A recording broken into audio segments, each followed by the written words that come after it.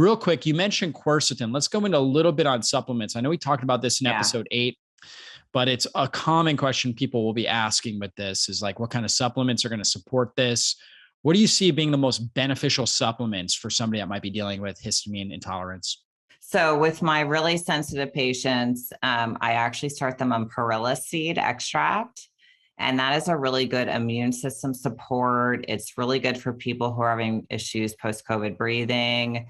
It's, I like that. It's just good for sensitive people. We work on gentle detox. So like castor oil packs, dry brushing, that type of stuff. And then if you like castor oil packs, like over the liver, over the liver bile ducts to help dilate that. Yeah.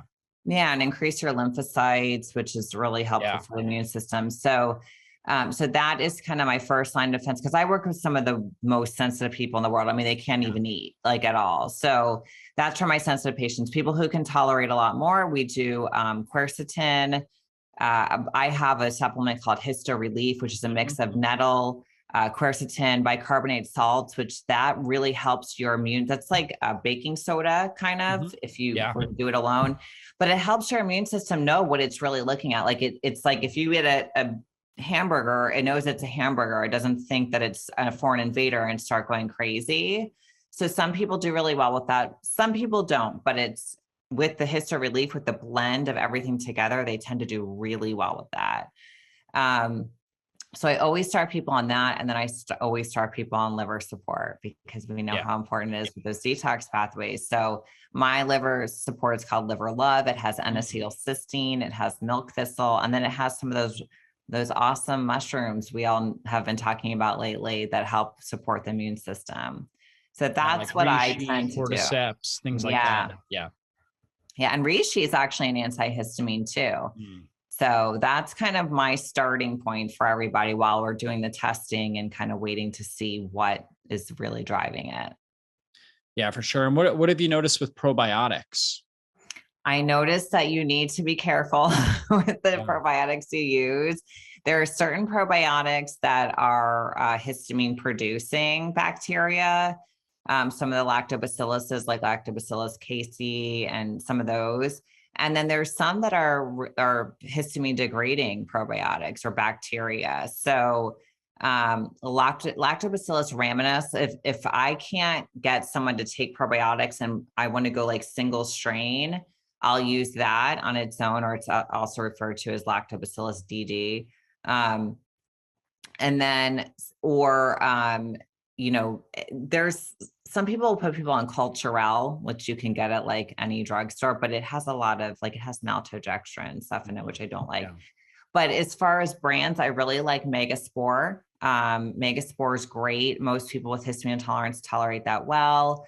And then what is it? Probiotic Histamine X from Seeking Health. We use that with most people if they can tolerate a multi-strain probiotic, because what they did was they basically put together the strains that are going to reduce histamine, and they put it all together. So I like those. Saccharomyces boulardii is really good. That can be really helpful for a lot of things. That can be helpful for H. pylori, parasites, and histamine intolerance. Yeah, that's good. And how about like immunoglobulins? Have you worked with those at all? Yeah. There's egg immunoglobulins, and then there's bovine serum immunoglobulins, BSIs as well. Yeah. And I have worked with those, and a lot of people do well because it's really supportive to your gut. And some people don't, just if they have sensitivities to egg or anything bovine, but it's not often that I see sensitivities to that. Yeah. That's good. That's good. Well, great. Dr. Becky, any last words of inspiration for our audience? Obviously, they can go get your low histamine cooking in your Instant Pot. You also have your 4-phase histamine reset plan book as well. And you guys can check her out at drbeckycampbell.com. Any last words of inspiration for our audience here?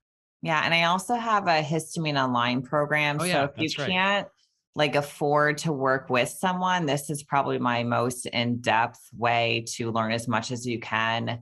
When you write books, you have a certain word count you can't go over. So I put a lot more information in the program, but I want people to know there is a light at the end of the tunnel. You just have to have the right guidance. And with my first book, I did purposely put, like, if you're working with someone, do this. If you're doing this alone, do this, because I want everyone to get some type of relief. So, and I'm well aware that not everybody can afford to work with somebody, as far as doing all the testing, but regardless, whatever avenue you take that you can take, there is a light at the end of the tunnel.